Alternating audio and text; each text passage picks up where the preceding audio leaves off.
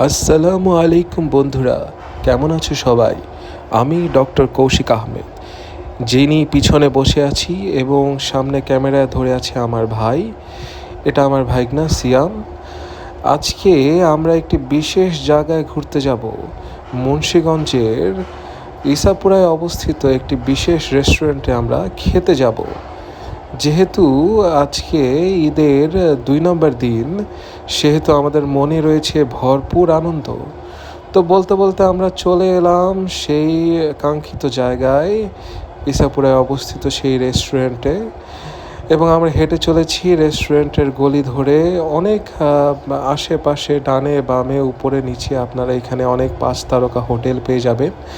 আমরা কোনো কিছু না চিন্তা করেই আমার ভাইগনার দেখানো পথ অনুসরণ করে চলে এলাম এই বিশেষ রেস্টুরেন্টে। হ্যাঁ, ঠিকই ধরেছেন, খেয়ে দেয়ে আমরা